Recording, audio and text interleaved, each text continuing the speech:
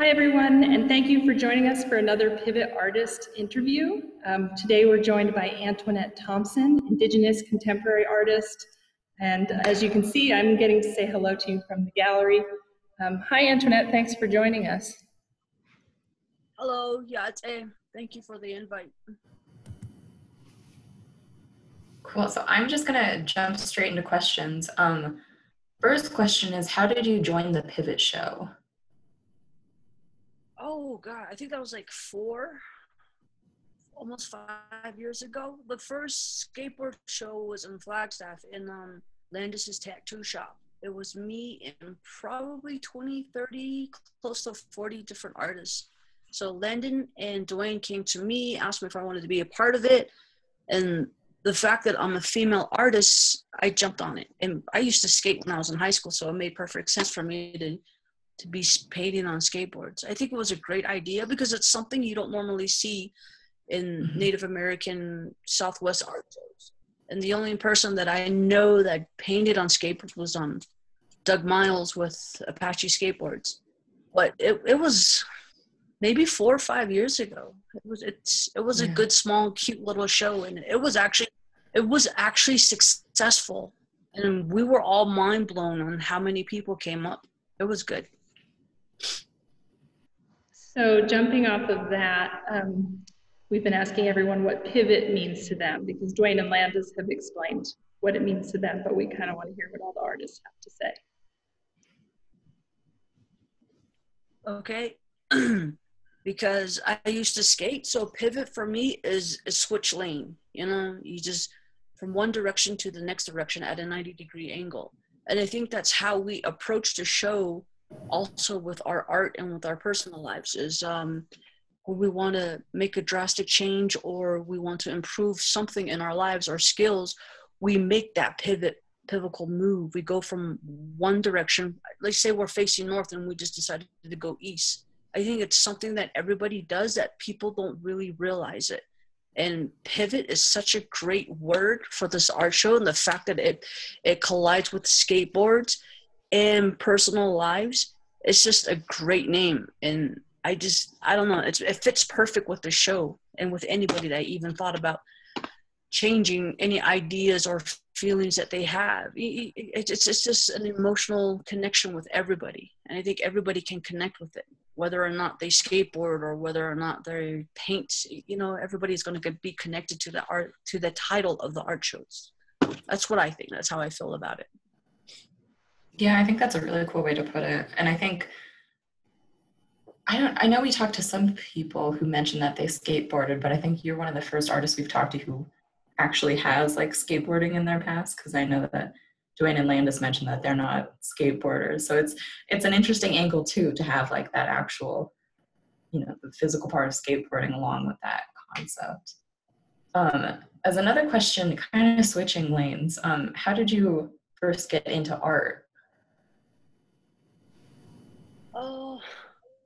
Art has always been a part of my life when I was a kid. See, I'm an introvert, so I like to be alone, to do things alone. And I've always managed to do sketching, reading, everything by myself. But the older I got, you grow up and you end up being in bad situations. So I got caught up with drugs and alcohol. And about 10 years ago, I decided to get sobered. So I went to rehab, finished my rehab, just really focused on who I was and who I wanted to be. And my counselor then told me that I needed something to connect me with, I guess, society, so I wouldn't have so many anger and, I guess, depression and sadness inside of me. The only thing I thought of was painting, and I've never painted prior to that. All I did was sketching. I never did any kind of art expression or painting, but I decided to get some paint supplies, and this is like 10, 11 years ago. And the first painting I did, it got a lot of attention. And I don't have any prior training. I've never went to art school. I've never really studied art, but it's always been a part of my life. And since that painting, I have gone everywhere. I have done so many art shows. I have worked with so many people, and I ended up in Chicago for art school. And it was just amazing. It still is amazing. Even with the pandemic, I still have some stuff going on, and paintings in galleries, paintings in art shows. And within the time of last year to this year, my art has changed in different ways. I mean, it's pivoting, you know? It's not just painting anymore. It's sculptures, it's jewelry work. And then I'm into conceptual art. Oh my God, I love conceptual art. Like, I'm sitting here in my studio, I want to create something, but I don't want to create a painting that I've been doing for years. I want to create something completely different that will grab you, you know, and take your face mask off and actually breathe in what I'm trying to show you. And that's my little blockage I have right now in the studio. Maybe this interview will help me get out of that blockage, because I get to talk about art. And the thing about this pandemic is I don't get to talk about art to people anymore, because I'm not in art school, I'm not in art shows, and I'm really sad. But I think I'll be okay. Yeah, I think that it seems like everybody we've talked to, and just in general, like, art is really important to folks right now, and everybody's trying to figure out how to process this difficult time period in our country. And so that has been kind of one of our ongoing questions. Why do you think art is important during these kind of tumultuous times?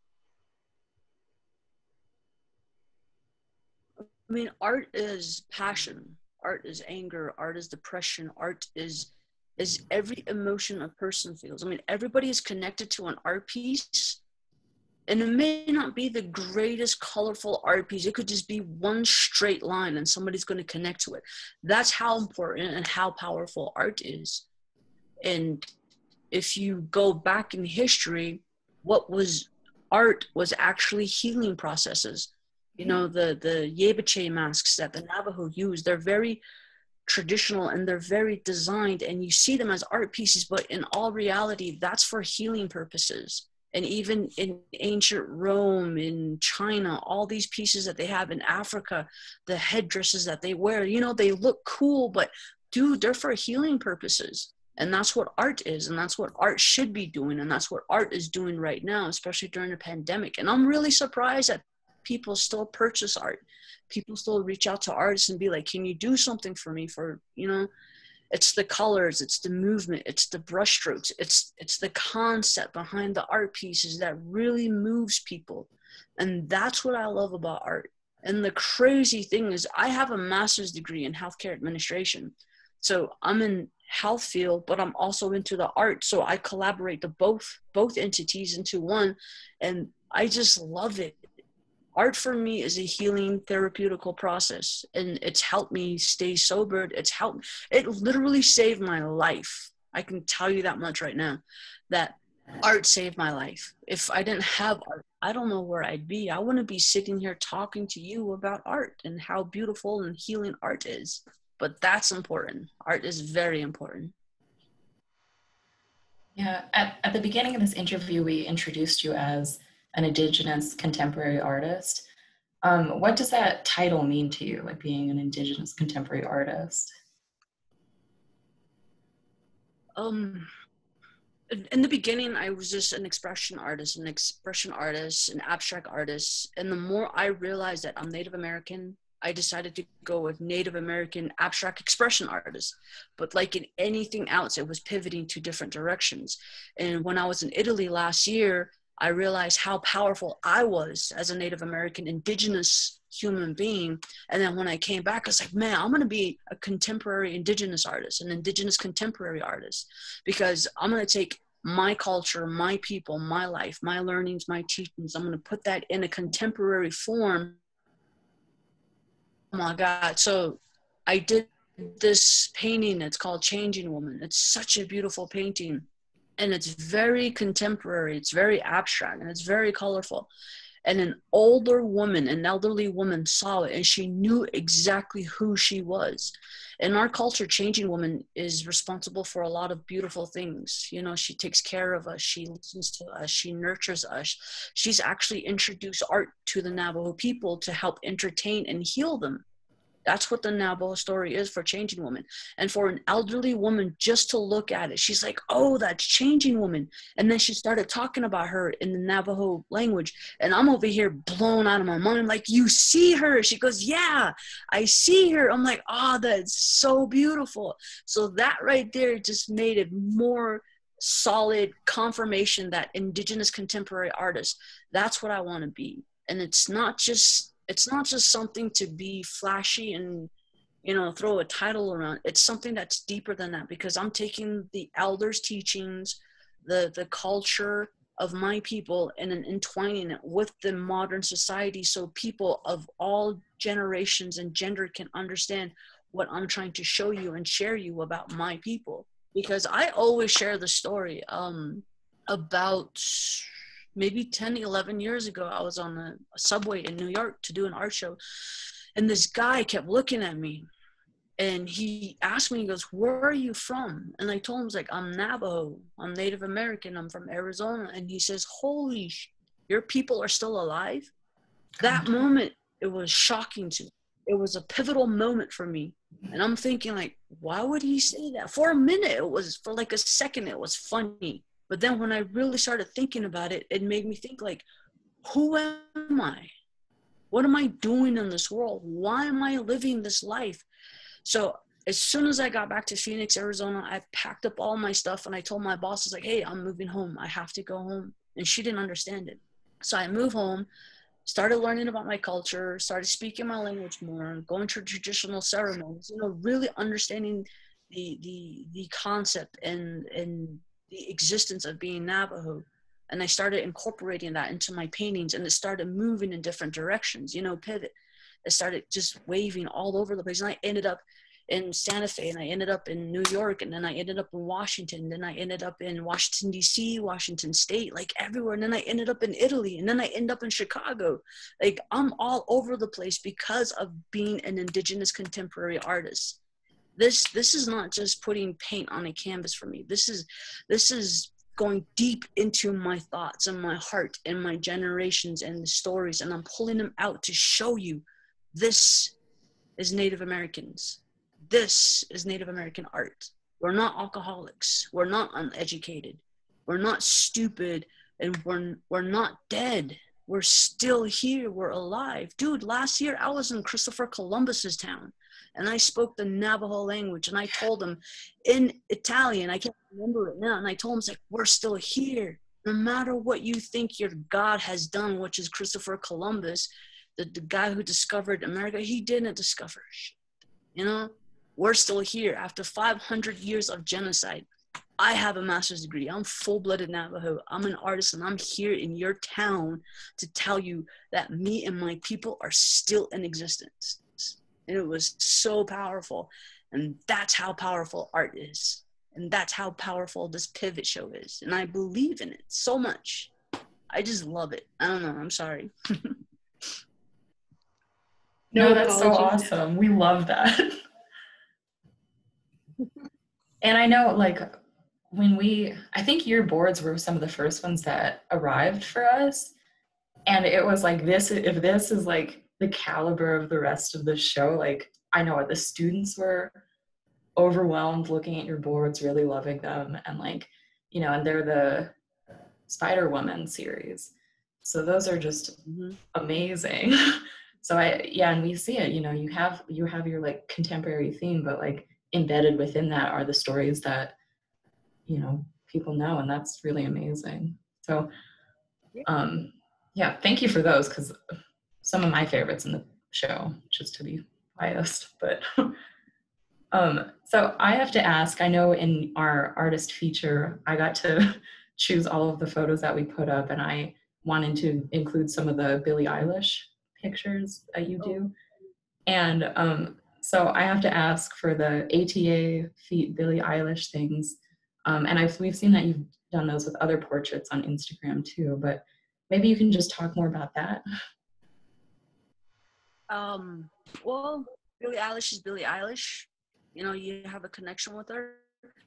I think the connection I have with her and her lyrics, the fact that she's just an artist, not just somebody who you tell to do so. Like she's in her own little world. but this world is so huge and so powerful, down to how she dresses is fashion. You know, she doesn't dress to please or hit a certain genre, which she hates. And I love that fact. And that's how I approach the art world. Is I don't want to be categorized. I don't want to be in a certain area of art. And that's how she is with her artistic values. She writes her own music. She produces her own music. She does her own music videos. Every idea that she has in her head, she just flows it out in her artistic, and she gives it to us. And that's what I love about her. And not only that is, you know, you have a connection with her lyrics, because I've been there, you know, I've been depressed, and I've been there, and I've been in certain situations where a lot of people haven't, and they can't understand the concept of being in such dark place, to be able to pull yourself out of that and to use that and to create art. I mean, she's just a very artistic, passionate person, and I think she's just absolutely fabulous. And there's not a lot of people that I feel that way about. The only other person I feel that way about is Eminem. Oh, I'm such a huge Eminem fan. But that's the connection I have with her. And the fact that she looks also amazing in her fashion, that I can collaborate her into my artwork, and they fit so perfectly well. And I can't get enough of it. I just have to do it over and over and over again. This is great. I love it. I love art. You know, Photoshop is a part of art. It's just putting two people together to create something beautiful for people to view. That's awesome. I love it.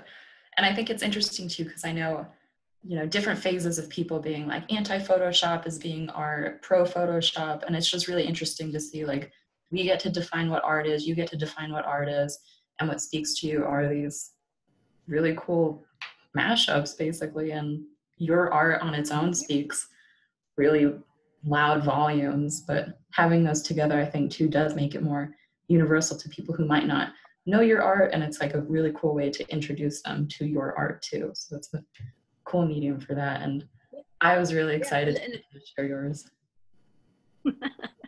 I'm glad. And it's really cool though, because I get to introduce Billie Eilish to people that follow my art, and they're asking me like, who is that girl? And I was like, it's Billie Eilish. You know, just go and listen to the song, and I'll send them something. They're like, oh my gosh, I love her. I'm like, great, perfect. Another Billie Eilish fan. You know, it's just art, introducing art to other people to help heal them.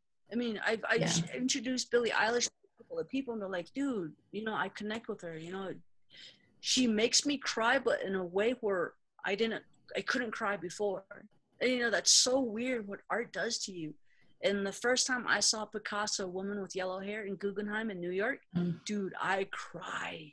I stood there in front of the painting and I cried. It's amazing what art does to you, and that's how beautiful and powerful it is, and I love it so much. Well, I have to add a little story that plays off of that. One of our students, Mallory, she came in and she saw your pieces, like when we were just getting these pieces, and it was the same thing. She was moved to tears. So you're inspiring people too, and you're inspiring students here, so you should feel good about that. Oh, thank you so much. That does mean a lot to me, because that's what I want to do. And I think, everybody hurts. Everybody's in pain. Everybody's going through something. And if my art can help you get through that, if my art hanging on your wall makes you feel better, then I will do more. I will paint more. I will do more mashups with Billie Eilish. I will do as much as I can to help heal the world and to decorate the world. That's what I want to do. It's all I want to do. We can't wait to have you someday see this pivot in person and get you up to the gallery. It's been awesome talking to you, and I hope that we get to see more of you and work with you. And thanks for talking to us. Let me do all my Instagram plugs so people can find you on social media. As always, thank you to Antoinette for chatting with us, and for everyone who's watching this. You can follow her on Instagram at athompsonsart, see more of her amazing artwork. Visit her website at athompsonsart.com. You can follow the Pivot exhibit on Instagram at pivot_skateboard_deck_exhibit. and follow us at the Center Southwest Studies at Center SW Studies FLC. And we always want to say thank you to a lot of the people who gave us financial support to bring Pivot to the Center of Southwest Studies, like the LPEA for the Roundup grant and our crowdfunding donors. Thank you guys so much. And thank you, Antoinette, for talking. Yes, thank you for joining us. Thank you.